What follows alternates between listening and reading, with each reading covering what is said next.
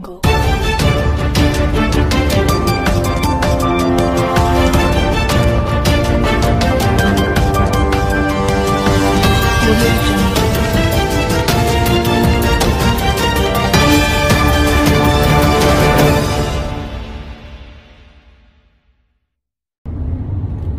Gawat, gawat, gawat. Lagi viral berita, artikel di Babe News. Di Babe News, ternyata katanya itu oknum pengacara pernah ditahan di rutan Cipinang.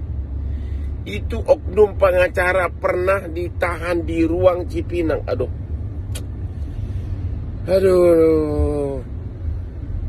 Dunia pengacara Indonesia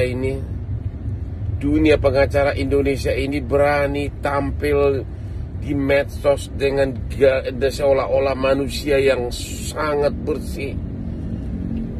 Ternyata sudah pernah jadi penghuni rutan Cipinang. Kalau nggak percaya, coba klik artikel di Babe News. Babe News.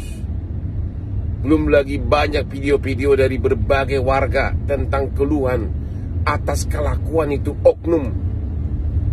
Halo Dewan Kehormatan Organisasi Advokat, benar-benar kau tidak bergigi ya. Benar-benar kau tidak apa ya, nggak ngerti deh.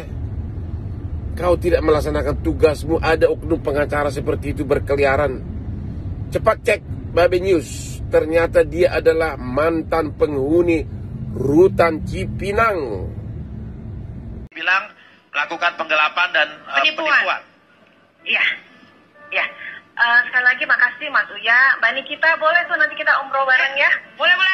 VVIP ya, Bu? Oke, jadi gini, siap, insya Allah. Bang Rasman, apa kabar Bang? Sehat, Alhamdulillah.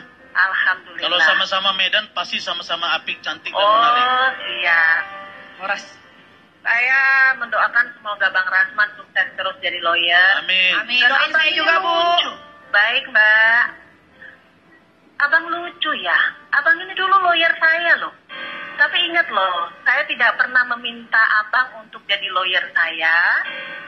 Lawyer saya yang tetap adalah yang di samping Mbak Nikita tuh, Bang Ridwan. Saat itu beliau lawyer saya. Dan ingat gak Bang, abang memaksa saya untuk menandatangani kuasa.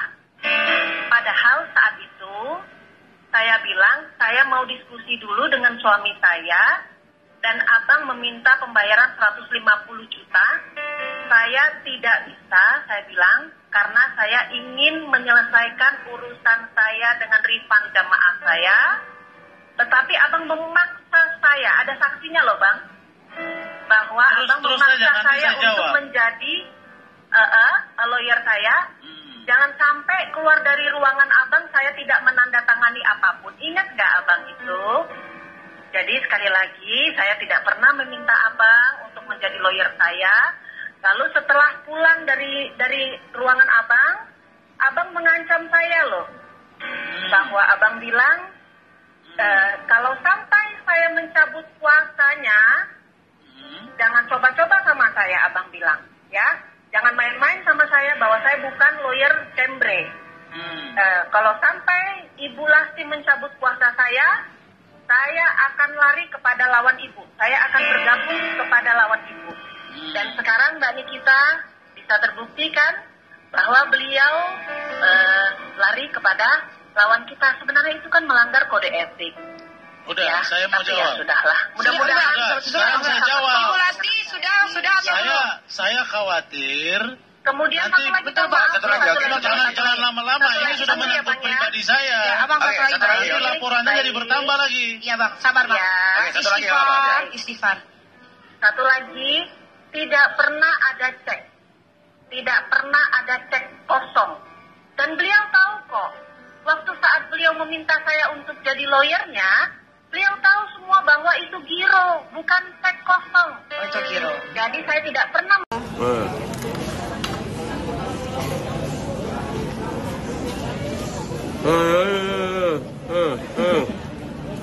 Federasi Batak Intelektual. Federasi Batak Intelektual. Di mana kau? Hai kaum intelektual, di mana kau? Kok mau sih diperalat oleh oknum pengacara yang sudah masuk penjara berbulan-bulan itu dulu? Jadi nih, mendingan lu gua kasih pisang goreng deh. Federasi Bata Intelektual. Lu jangan liatin berlian gua, nanti kau iri lagi lo.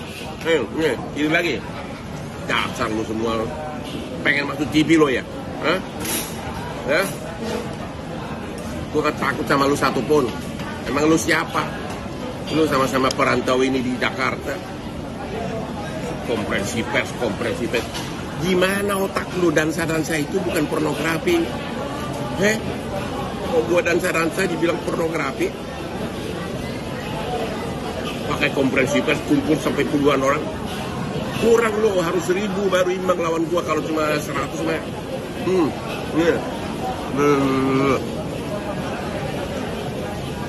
Jadi kayak kanak-kanakan, memang ngelawan lu harus kayak anak-anak. Federasi Bata Intelektual. Ayo hadapin aku kapan? Mau di mana? Yang jelas bukan di terminal Cililita. Grogol. Dasar lo. Mikir tau kau tak lu di mana? Oke? Ayo makan Pak Federasi. Salam sahabat Nusantara. Kita melihat hiruk pikuk makin hari perseteruan antara Hotman Paris, Uya Kuya, Rasman Nasution ini makin liar, makin melebar, makin luas kemana-mana. Ya. Makin seru pokoknya, makin seru. Jadi makin hari kita lihat makin ada saja dari para pihak ini mencoba munculkan ke publik terkait masa lalu si A, masa lalu si B, masa lalu si C. Nah, saya pikir perang urat saraf melalui medsos, melalui media itu pada akhirnya makin tidak baik dan makin tidak menguntungkan semua pihak. Terutama saya lihat dalam hal ini Rasman Nasution. Nah, saya berpikir ke depan ini makin liar, makin tidak baik ya. Sama-sama menggunakan media sehingga publik, masyarakat Indonesia tahu yang tadinya tidak tahu jadi tahu bagaimana latar belakang si A, si B, si C. Ini sudah saling membongkar aib. Ya. Seharusnya itu tidak perlu terjadi. Nah, cuma saya lihat memang ada yang mencoba memanfaatkan media, medsos, media sosial atau media elektronik lain untuk mempublikasikan dirinya. Ini loh gua, dengan power gua, dengan kekuatan gua tampil bagaikan kesatria baja hitam, gagah perkasa. Nah, ini luar biasa. Seharusnya maksud saya, ya cobalah kalau dari awal sama-sama coba berpikir dengan kepala dingin. Tentu hal-hal seperti ini tidak perlu terjadi ya, tidak perlu terjadi. Tapi karena para pihak ini mungkin saya tidak menyebut tidak mendiskreditkan atau menyebut seseorang ya. Jadi saya lebih ke para pihak, ke semua. Jadi kalau para pihak ini mau logowo, mau sama-sama mengambil jalan musyawarah, dibicarakan terlebih dahulu, ini tidak mungkin terjadi. Padahal tatanan hukum itu sudah memberikan peluang untuk itu. Misalnya, sebelum perkara ini dilanjutkan ke jenjang lebih berikutnya, hukum Indonesia memberikan ruang untuk melakukan mediasi, ya, agar para pihak ini bisa melakukan komunikasi, mencari win-win solution yang terbaik. Tapi dalam perkara ini saya lihat tidak begitu. Jadi tidak digunakan ruang yang disediakan oleh undang-undang untuk melakukan mediasi itu tidak digunakan, tapi lebih kepada menggunakan media untuk mempublikasi. Nah, ini gawat ini. Nah, seperti saya katakan, ini adalah perang Batarayuda. Ya, perang Batarayuda, perang Mahabharata. Nah, ini gawat. Kenapa saya katakan gawat? Karena para pihak sama-sama menunjukkan egonya. Jadi yang dikedepankan sudah ego mereka masing-masing, sama-sama menunjukkan gua adalah lawyer dan sama-sama merasa gua ini adalah lawyer hebat di Indonesia dan lawyer terkenal di internasional. Sama-sama sudah begitu. Saya kadang-kadang suka bingung sebagai seorang lawyer ya. Menurut saya lawyer itu sama.